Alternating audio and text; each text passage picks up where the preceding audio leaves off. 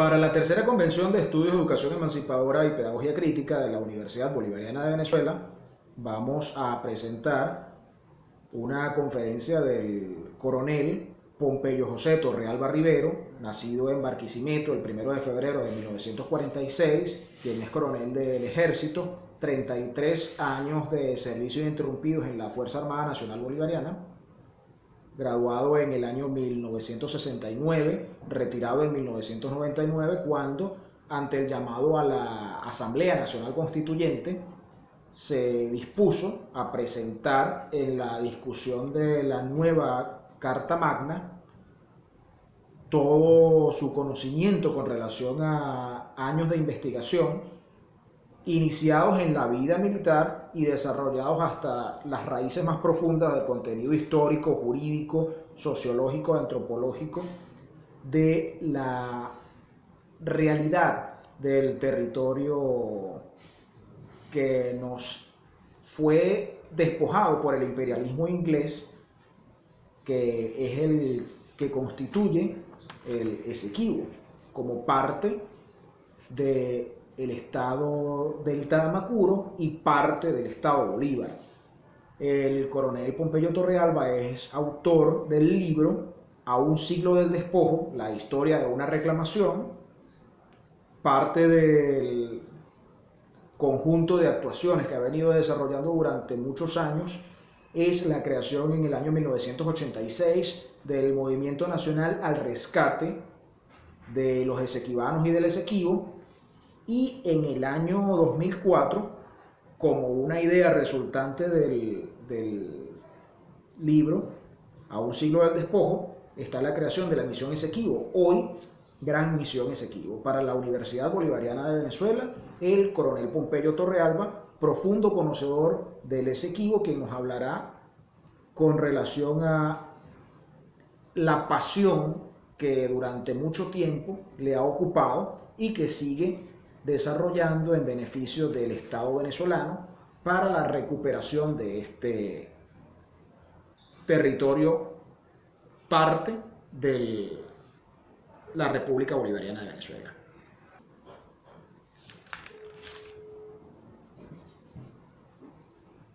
Un saludo muy cordial a todos los integrantes de la Universidad Bolivariana de Venezuela, en especial a su rectora, la doctora Sandra Oblita, y también pues a la directora del Centro de Estudios, ¿no?, la doctora Jessie Vargas, y agradecerle la invitación para participar en esta ronda académica en cuanto a el tercera Convención Nacional de Estudios de Educación y Emancipación y Pedagogía Crítica. Y dentro de esa crítica pues incluyeron en forma especial el tema del Esequibo, el cual voy a tratar de desarrollar en una forma lo más sucinta posible y en una forma muy académica, puntualizar algunos detalles que puedan servir de guía para estudios posteriores de todos esos estudiantes que pretenden graduarse a nivel universitario. El tema del Esequibo lo llevamos por dentro los venezolanos desde hace muchos años y se afianzó en el corazón de los venezolanos a partir del 3 de octubre de 1899, cuando en un laudo arbitral producido en París, un laudo arbitral no es otra cosa sino un tribunal arbitral, y una decisión arbitral, nos arrebataron 159.500 kilómetros cuadrados de nuestro territorio. Y eso, desde aquella época han transcurrido 121 años Venezuela reclamando su espacio geográfico y no ha dejado de hacerlo. En unas oportunidades con mayor ímpetu, con mayor esfuerzo, en otras oportunidades menguadas en la historia de Venezuela por la misma dinámica de los países, se habían interrumpido, pero se retoma, y cada día que se retoma con mayor fuerza. El tema del Esequibo es un problema a nivel nacional, es un problema de Estado, el cual debemos de llevarlo con mucha fuerza a todos los ámbitos educativos, a objeto de que podamos realmente tener el verdadero conocimiento, porque a través del conocimiento es que podemos tomar conciencia y a través de la conciencia es que podemos tomar acciones concretas y contundentes para la futura recuperación de un espacio geográfico que nos pertenece por la historia, por la razón y por la justicia. Debemos de tomar en consideración varios aspectos y uno de ellos es el hecho de que han transcurrido 121 años desde que perdimos aparentemente a través de ese laudo arbitral de París, esa decisión arbitral de un tribunal arbitrario, injusto e ilegal, configurado por dos rusos, un ruso, dos ingleses y dos norteamericanos. Y la situación particular nuestra fue de que nosotros éramos tan débiles desde el punto de vista jurídico y desde el punto de vista inclusive político y diplomático, donde tuvimos que hacernos valer a través de apoderados. Y los dos apoderados que tuvimos fueron dos jueces norteamericanos, los cuales quisieron hacer el trabajo hasta un cierto punto, por cuanto se dejaron dominar por el ruso, quien era el que pretendía ser el fiel de la balanza, ya que los dos ingleses supuestamente iban a defender los intereses ingleses y los dos norteamericanos deberían haber defendido el interés venezolano. Sin embargo, el juez ruso chantajeó a ambos dos grupos, ¿no? A los ingleses les dijo que si no se ponían de acuerdo en apoyar la opinión de dividir ese espacio por donde está actualmente dividido, ellos se ponían de acuerdo, él se ponía de acuerdo con los dos norteamericanos y nos iban a quitar todo el territorio. Pero lo mismo hizo con los dos norteamericanos, ¿no? Los amenazó de entregarle todo el territorio a los venezolanos si no le apoyaban en la decisión de la división que él trazó. De manera tal de que fue una decisión unánime, producto del chantaje y producto de las presiones políticas y diplomáticas que ejerció el profesor Frédéric de Marty, ruso, profesor de la Universidad de Hamburgo, profesor en las universidades de Rusia, pero también profesor de la Universidad de Londres, amigo de la reina de Inglaterra y un individuo que se había pronunciado en casos similares a el que estaban discutiendo, y quizás por eso precisamente lo escogieron a él, en virtud de su conocimiento en problemas limítrofes. Pero el hombre se había pronunciado a través de un libro que escribió Rusia e Inglaterra en Asia Central, donde le dividían el territorio de Afganistán, de manera tal de que ellos se repartieron entre Rusia e Inglaterra, se repartieron los territorios de Afganistán, y eso mismo hizo Frédéric de Marty, de repartir nuestro territorio en perjuicio de la República de Venezuela, hoy República Bolivariana de Venezuela. Esa decisión nos cercenó 159.500 kilómetros cuadrados pertenecientes al Estado Bolívar y al Estado del Tamacuro, que en aquel entonces el Estado Bolívar se llamaba la provincia de Guayana y el Estado del Tamacuro era el cantón de Piacoa, lo que es hoy ahorita el Estado del Tamacuro. Por lo tanto, una vez que nosotros recuperemos el espacio que nos fue cercenado por ese laudo arbitral en París el 3 de octubre, nosotros debemos de resarcírselo tanto la parte norte, resarcírselo al Estado del Tamacuro y toda la parte sur al Estado Bolívar. Por eso el Estado Bolívar, que tiene su constitución, tal cual como lo establece la Constitución de la República Bolivariana de Venezuela, de que cada estado debe de tener su propia constitución, la Constitución del Estado Bolívar establece y procura la recuperación de su espacio geográfico para que sea resarcido el daño geográfico que le propinó esa decisión arbitral del Tribunal Arbitral del 3 de octubre de 1899 en París. Otro detalle que es bueno y es importante recalcar es que tenemos 121 años reclamando, pero tenemos muy poco esfuerzo en la recuperación. Y no es lo mismo reclamar que recuperar. Reclamar lo hemos venido haciendo a lo largo de todos estos años, 121 años, y a lo largo de todos los gobiernos. Pero, ¿quiénes han hecho actos de recuperación del territorio? ¿Quiénes han accionado? ¿Cuándo lo han hecho? ¿Y en qué dirección? ¿Y con qué resultado? Le comentaba yo al amigo Luis Mesoni de que precisamente hemos tenido acciones de recuperación, pero todos han sido detalles muy traumáticos para Venezuela, por cuanto los resultados han sido nefastos, ¿no? La cedulación tenemos que hacerla. La cedulación es una tarea que no la podemos seguir aplazando, en virtud de que si el territorio Esequibo es nuestro, más nuestro tienen que ser las personas que nacieron allí. Los ciudadanos nacidos en el territorio Esequibo son tan venezolanos como cualquiera de nosotros que estén viendo este video. Entonces tenemos que hacer un esfuerzo por solventar el problema de identidad nacional, porque precisamente nosotros, identificando a esos ciudadanos nacidos en el territorio Esequibo como venezolanos por nacimiento, le estamos abriendo las puertas de esa Venezuela amplia, de esa Venezuela grande, de esa Venezuela fabulosa que nosotros conocemos y que también es de ellos por cuanto ellos son parte del territorio de la patria de Simón Bolívar. Otro de los aspectos que tenemos que tomar en consideración es un detalle que lo he visto en varias personalidades que han tratado de hablar sobre el tema del Esequibo, y es cuando se refieren a ese espacio geográfico, hablan de que cómo es posible de que Venezuela va a quitarle a Guyana 2/3 de su territorio. Eso es grave por cuanto Venezuela no quiere ni medio metro cuadrado de territorio de Guyana. El territorio de Guyana son 20.000 millas cuadradas al este del río Esequibo.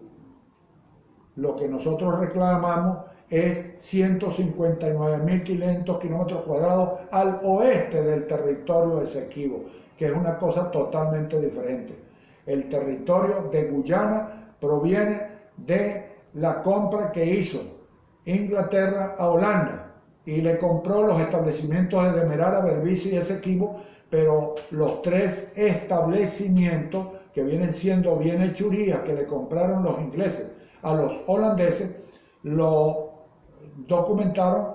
a través de una compra en 1814, donde Inglaterra, una vez que compró, mandó a medir el espacio que le habían comprado a Holanda, y el ingeniero Noriel midió ese territorio y determinó de que lo que había comprado Inglaterra a Holanda eran 20.000 millas cuadradas. Y 20.000 millas cuadradas son 37.000 kilómetros cuadrados. Por lo tanto, Guyana tiene dos espacios geográficos en su haber. Uno legal, que es la herencia de lo que Inglaterra le pudo haber dejado, de lo que Inglaterra le compró a Holanda, y el espacio que Inglaterra nos robó, que nos arrebató, nos usurpó, al oeste del río Esequibo, que es allí donde nosotros aseveramos de que son 159.500 kilómetros cuadrados al oeste del río Esequibo que le pertenecen a la República Bolivariana de Venezuela, y que debe de ser una obligación ineludible, imprescriptible, intransferible, inviolable de todo ciudadano que se llame venezolano, de colaborar y de coadyuvar a la recuperación de ese espacio geográfico que le pertenece a la República Bolivariana de Venezuela. Muchísimas gracias por su atención, y si hay alguna pregunta, bueno, pudiéramos responderla y aprovechar la oportunidad de hacerlo. Con relación a la manera en la que hace mucho tiempo, en el año 2009, compartimos en el Centro de Estudios Latinoamericanos, en el CELAR, usted de manera, con la maestría de quien conoce en profundidad, nos explicaba una realidad muy compleja, un planteamiento muy complejo, con palabras muy sencillas. Decía, la recuperación del Esequibo implica el ejercicio de la soberanía. Sin lugar a dudas. La cedulación que es el reconocimiento de la identidad de los esequibanos como venezolanos, es una de esas dimensiones. ¿Cuáles eran las otras que nos comentaba en ese momento? Bueno, precisamente la cedulación es un paso que está pendiente por hacer, a pesar de que el presidente Nicolás Maduro ya lo ordenó en el año 17, donde precisamente me moví en compañía del general Izquierdo Torres, que nos fuimos hasta Tumeremo y nos llevamos al que era presidente ahí o director de Saime, Dugarte, de apellido Dugarte, y nos fuimos a Tumeremo y hicimos el primer proceso de cedulación legal con ciudadanos nacidos en el Esequibo, y les dimos cédulas de identidad de venezolanos por nacimiento, porque con antelación gobiernos anteriores, incluyendo el gobierno de Leoni y después el gobierno de Caldera, hicieron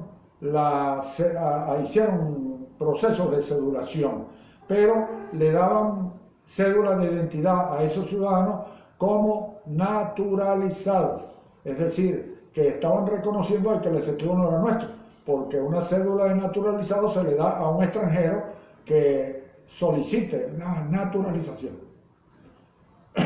Por lo tanto, resulta ser de que se dieron en el año 17, en marzo del año 17, se dieron las primeras cédulas de identidad de ciudadanos venezolanos por nacimiento, que es el estatus que le corresponde a todos aquellos ciudadanos que hayan nacido dentro del territorio esequibo. Y lo hice en una forma, o lo asesoré para que se hiciera en una forma similar a lo que yo viví en carne propia en el momento en que me mandaron en los años 80 a hacer cursos de comando y de Estado Mayor a Brasil, y me gradué de oficial de Estado Mayor en Brasil. Por lo tanto, cuando regresé, me dieron por reválida, me dieron el estatus de oficial de Estado Mayor, y eso me permitió ser coronel, como lo soy actualmente, ¿no? Ya que un oficial con el grado de mayor o teniente coronel que no haya hecho el curso de comando y Estado Mayor no debe ascender al grado inmediatamente superior. Entonces puse yo el ejemplo. ¿Por qué nosotros también no hacemos lo mismo con los esequibanos? El ciudadano esequibano tiene cédula de identidad o tiene partida de nacimiento guyanesa, por cuanto ese territorio está administrado por Guyana, ya que el estatus que tiene actualmente se lo dio la decisión del Tribunal Arbitral cuando decidió de que ese territorio era territorio de Inglaterra, que era de la colonia de la Guayana inglesa, antes de darle la independencia. Y fue a raíz del 17 de febrero de 1966, cuando se produjo el Acuerdo de Ginebra, donde precisamente el Acuerdo de Ginebra cuestiona la validez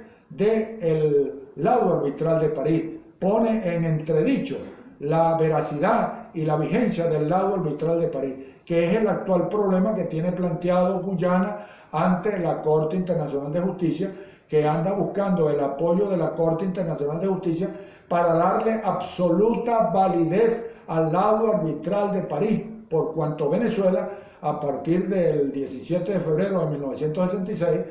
mediante el tremendo discurso que dio el canciller nuestro en las Naciones Unidas, Marco Falcón Briceño, él logró declarar ante las Naciones Unidas de que ese laudo arbitral de París era nulo e írrito. Nulo e írrito significa que es inexistente. Por lo tanto, nosotros no reconocemos esa frontera que fue establecida a través del laudo arbitral de París y que inicialmente la reconocimos e inclusive la compartimos. Allá por allá tengo un mapa donde precisamente se establece esa línea divisoria que Guyana considera frontera, pero que nosotros no la hemos reconocido nunca y que oficialmente no la reconocimos a partir del 17 de febrero de 1966 mediante esa posición oficial que asumió el canciller ante las Naciones Unidas. Eso es uno de los detalles que nosotros tenemos que tener pendiente, y tenemos en la Corte Internacional de Justicia una demanda interpuesta por Guyana buscando la eliminación de esa negativa nuestra de aceptar como válido el laudo arbitral de París, ¿no? Entonces, Guyana tiene hasta el finales de este año para declarar sus argumentos ante la Corte Internacional de Justicia, y Venezuela tiene un año posterior a la conclusión que presente Guyana ante la Corte Internacional de Justicia para nosotros promover las pruebas de que el Esequibo es territorio de la República Bolivariana de Venezuela, y en ese tema a nivel internacional estamos ante la Corte Internacional de Justicia, que dio un plazo para un año. Hace 6 meses le dio un plazo de un año a Guyana para que presentara sus alegatos, y le dio a Venezuela un año más después que Guyana presentara sus alegatos para nosotros presentar los alegatos, para entonces ella tener elementos de juicio de cómo tomar una decisión al respecto. Estamos en la espera de los tiempos y estamos montados en los tiempos para tratar de hacerle seguimiento a lo que Guyana argumente dentro de 6 meses ante la Corte Internacional de Justicia, para ella justificar de que el laudo arbitral de París es valedero en su totalidad, porque nosotros lo declaramos nulo e irre. Y el otro detalle respecto a la cedulación es que la cedulación que fue hecha en el año 69 a raíz de la revuelta del Rupununi, donde precisamente Venezuela le dio el apoyo a esas personas en aquel entonces y trajo aproximadamente unas 300 familias, cometió el error, y está documentado a través de la prensa de la época, donde le dio el carácter de refugiado a esas personas, y solamente se le da el carácter de refugiado a una persona que sea de otro país. Tú no puedes estar dándole el carácter de refugiado a tus propios connacionales. De manera tal de que las cosas que se han hecho, que yo he venido analizando y que se han hecho a partir de acciones concretas del Estado venezolano, de los gobiernos de turno, para que nosotros recuperemos el territorio Esequibo, lo que han sido es contraproducentes, por cuanto se han hecho un tratamiento inadecuado que, por el contrario, en vez de favorecernos, nos perjudica, ya que son antecedentes jurídicos que están presentes allí en la historia de nuestra reclamación, que nos dificultan la recuperación de ese espacio geográfico que nos pertenece. El Estado venezolano, en relación a la demanda interpuesta por Guyana, se debate en este momento en comparecer ante la Corte Internacional de Justicia o no comparecer. Comparecer implica atribuirle a la Corte Internacional de Justicia jurisprudencia. Sí, reconocerla como un ente que está caracterizado y está autorizado para tomar decisiones respecto. Y la posición de Venezuela ha sido bastante complicada allí, porque en una parte le solicitamos prórroga, donde esa actitud nuestra de solicitar una prórroga del planteamiento y de los plazos que había fijado la Corte Internacional de Justicia, pareciera como que nosotros estamos aceptando la capacidad de la Corte Internacional de Justicia de actuar allí. Pero por otro lado tenemos el planteamiento de que Venezuela nunca le ha proporcionado a ninguna autorización a ente alguno a nivel internacional para que juzgue y para que determine lo que es la soberanía de nuestro territorio. Entonces allí todavía hay un punto ambiguo que habrá que resolverlo más temprano que tarde en relación a la demanda que interpuso Guyana en la Corte Internacional de Justicia, y que nosotros de una u otra manera estamos estudiando la fórmula de cómo enfrentar el problema, si meternos precisamente de lleno en el proceso que abrió la Corte Internacional de Justicia para atender el llamado de Guyana, o desatenderlo y desestimar su capacidad de competencia para actuar en este caso. Con relación a la identidad del esequibano, nuestra Constitución establece un estado multiétnico, pluricultural se reconocen a las poblaciones, se reconoce la cultura de las poblaciones indígenas, especialmente en el caso del pueblo Wayuu en el estado Zulia, que es uno de los más amplios, Lo más numeroso, sí. el más numeroso. En el caso del Esequibano, Bueno, precisamente, la población de Guyana está caracterizada por unos 800.000 personas, como lo detecté yo hace 40 años atrás cuando empecé a estudiar el tema del Esequibo, 30 y tantos años atrás. Y está en unas condiciones muy particulares la población de Guyana, porque hoy nos podemos meter a internet y apreciamos de que la población guyanesa no llega a 800.000 personas. Entonces es una cosa insólita de que un país a lo largo de 30 y tantos años haya decrecido en su población. Eso nos dice mucho de la idea que yo tengo de que el guyanés no quiere ser guyanés, porque no es posible, es insólito la realidad de que hace 40 años atrás Guyana tenía y acusaba tener 800.000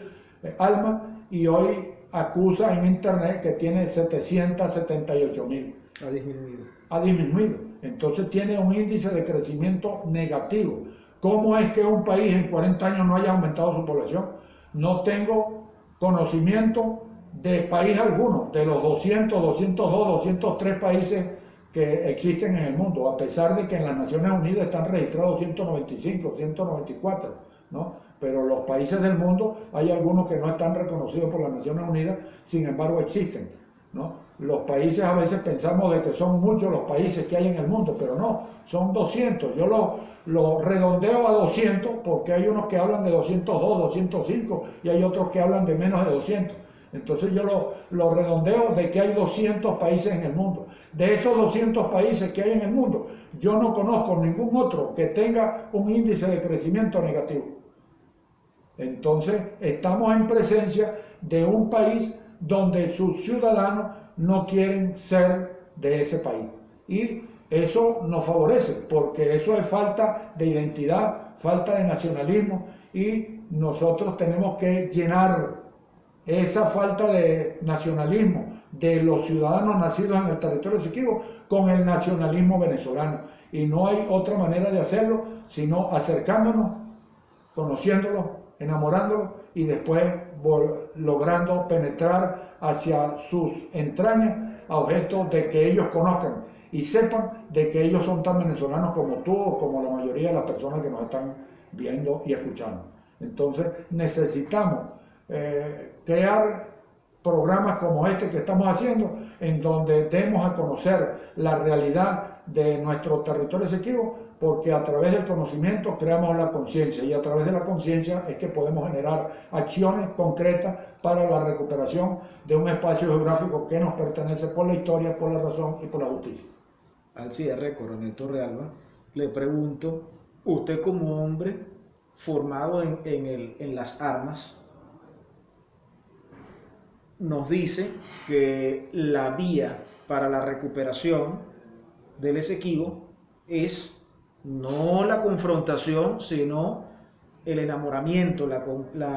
el acercamiento a la espiritualidad esequibana. Y a la conciencia del ciudadano para elevar el nivel de identidad nacional. Si nosotros, uno de los errores garrafales que ha cometido Venezuela en todo este proceso histórico del territorio Esequibo es pretender recuperar el territorio, pero haciendo abstracción de la gente que vive dentro del territorio. Y es insólito. Lo primero que tenemos que hacer es recuperar la gente, ya que lo más importante es la gente. Hay un adagio jurídico que dice que lo accesorio sigue a lo principal. Lo principal debe ser la gente, lo accesorio debe de ser el territorio. Entonces, el sistema que yo he propuesto y que sigo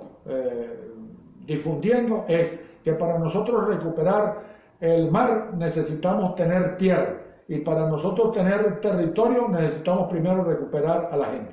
Entonces el orden lógico de la recuperación es recuperar la gente para poder recuperar el territorio, y recuperar el territorio para poder recuperar el mar territorial y la plataforma continental que nos pertenece a ese espacio terrestre que nos fue usurpado por los ingleses en hacía 2 días de nuestra historia patria. ¿Cómo el educador contribuye? ¿Cómo el educador puede contribuir desde la base, desde el aula, desde el roce con los niños, la formación,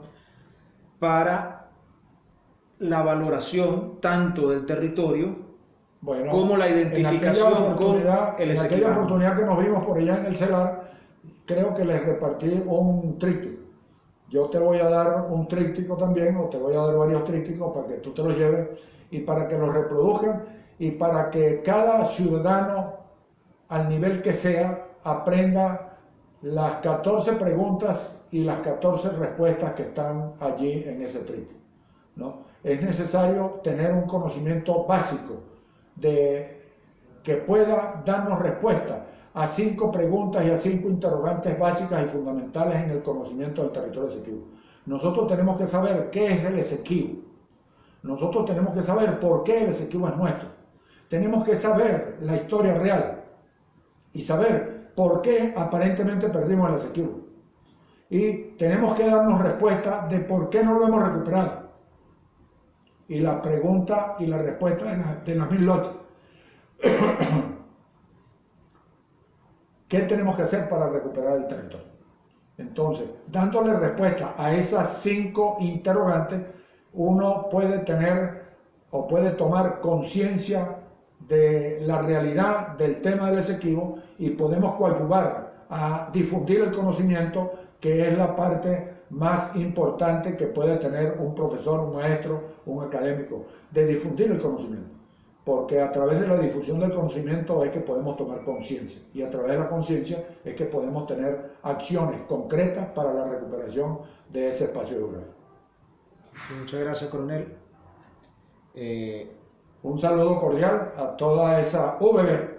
en virtud de todo este trabajo que están haciendo de difusión de nuestro territorio Esequibo, y sigo la orden aquí en la misión Esequibo, tratando de difundir el conocimiento para que tomemos conciencia de lo que es patria. El sol de Venezuela nace en el territorio Esequibo, nace en el río Esequibo, nace cuando levanta allá en el horizonte sobre el río Esequibo, empieza el espacio geográfico que le pertenece a la República Bolivariana de Venezuela.